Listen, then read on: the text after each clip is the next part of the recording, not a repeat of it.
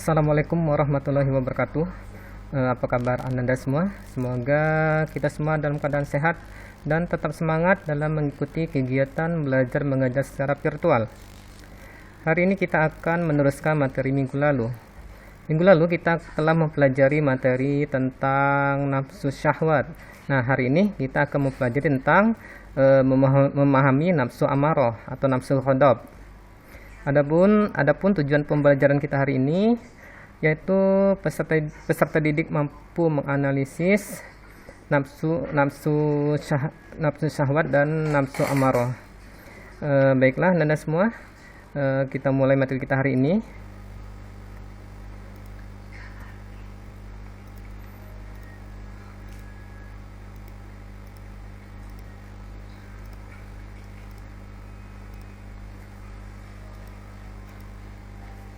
Ya, nafsu amarah atau nafsu ghadab, dalam bahasa Arabnya ghadab itu artinya marah ya.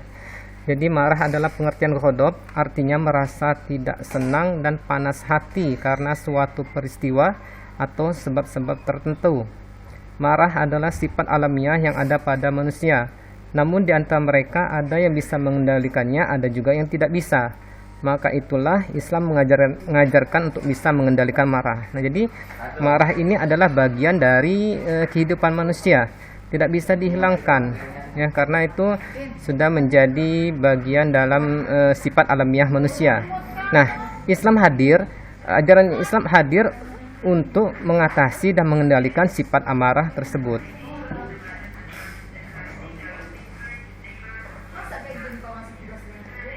Memang sifat marah merupakan sifat manusia karena mereka memiliki nafsu yang cenderung ingin selalu dituruti dan tidak mau ditolak keinginannya.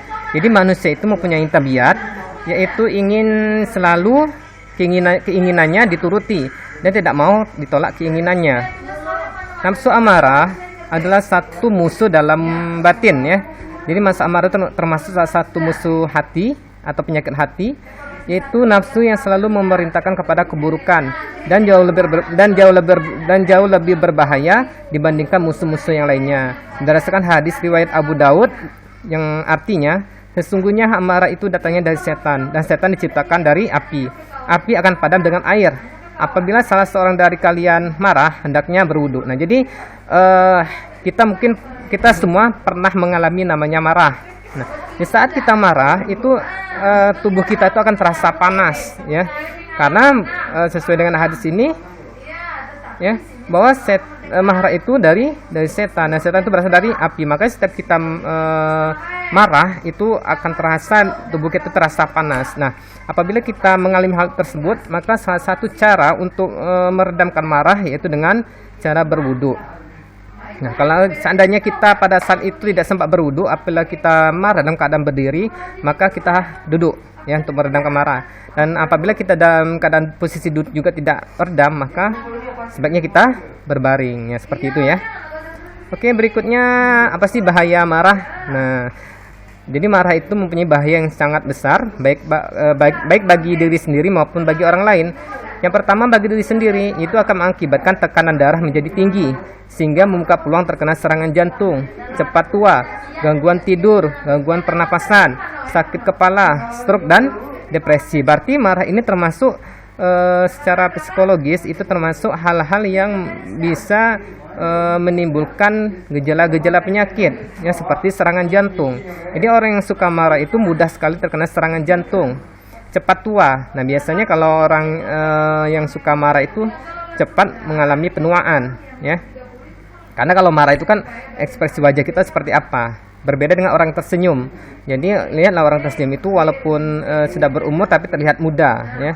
Terus gangguan tidur ya, insomnia ya, susah tidur. Terus gangguan pernapasan ya, karena kalau orang marah itu kan pernapasan itu tidak teratur ya. Terus sakit kepala, stroke, dan bisa depresi. Itu bagi diri sendiri, ada mengganggu kesehatan ya, mengganggu kesehatan diri sendiri. Terus bagaimana dengan bahaya bagi orang lain? Bahaya bagi orang lain dan lingkungan biasanya keputusan dan tindakan orang marah cenderung menambah masalah, bukan menyelesaikan masalah. Jadi biasanya kalau orang sedang berada dalam jabatan tertentu atau dalam posisi tertentu, dalam mengambil keputusan tidak boleh dilandasi dengan amarah, dengan sifat marah. Karena jika suatu keputusan dilandasi dengan sifat marah, maka biasanya keputusan yang diambil itu tidaklah menyelesaikan masalah, maka bisa bertambah masalah yang baru atau timbul masalah yang baru. Yang berikutnya menimbulkan kerusakan hubungan dengan temannya. Biasanya kalau kita marah itu hubungan antar manusia atau antar teman itu bisa menjadi renggang ya. Berikutnya dapat merusak keharmonisan keluarga. Nah, bagi yang sudah berkeluarga, sifat marah itu akan merusak kebahagiaan dan keluarga. Makanya orang yang berkeluarga itu harus pandai-pandai, harus matang dulu lahir dan batin, matang juga dalam artian emosionalnya, sehingga bisa mengendalikan sifat amarah.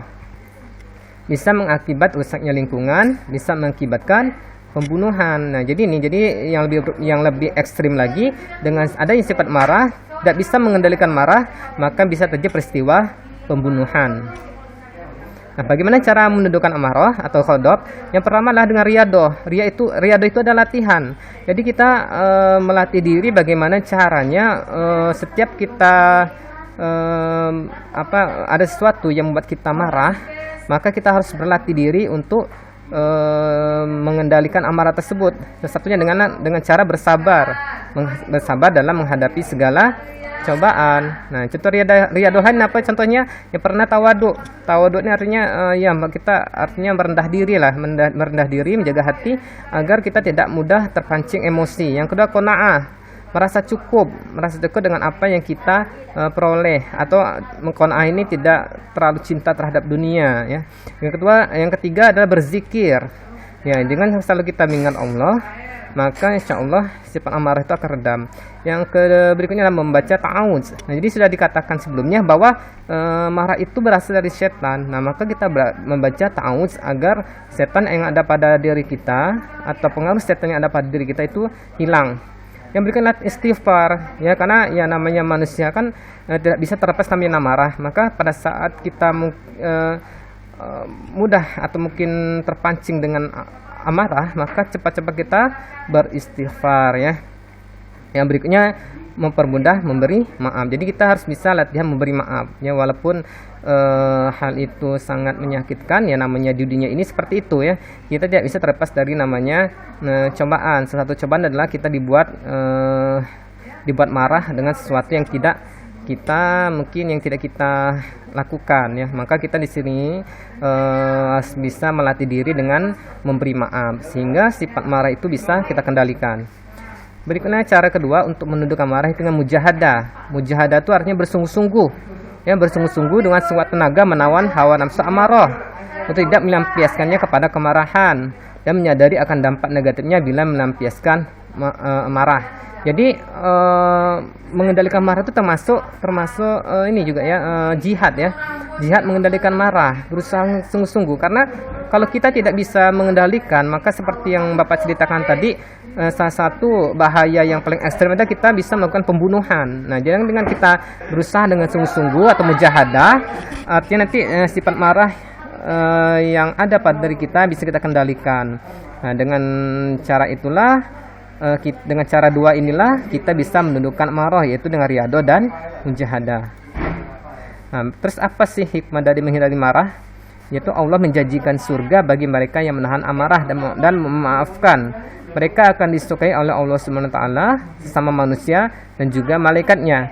Mendatangkan kebaikan, ditempatkan di surga. Selain itu, orang yang bisa menahan marah akan mempermudah urusan dan memperlancar rezeki. Jadi kita introspeksi diri dulu lah. Kita introspeksi diri dulu. Kira-kira kita ini senang dengan orang yang suka marah atau yang tidak suka marah, ya. Jadi kita lebih suka dengan orang yang tidak mudah marah ya, atau mungkin yang suka memaafkan. Jadi orang yang suka memaafkan orang lain, yang tidak mudah marah, yang bisa menahan marah atau mengendalikan marah, itu akan banyak orang yang suka ya. Dan juga dengan banyaknya orang suka, maka semua urusan yang kita hadapi itu akan dipermudah dan juga akan memperlancar rezeki. Karena apa? Karena dengan adanya silaturahmi karena kita tidak marah tadi, maka hubungan silaturahmi kita akan terjaga. Dengan adanya hubungan silaturahmi, maka rezeki pun akan lancar. Nah, mungkin Anda semua mungkin hanya ingin dapat Bapak sampaikan, lebih kurang Bapak minta maaf jika ada hal yang ingin ditanyakan.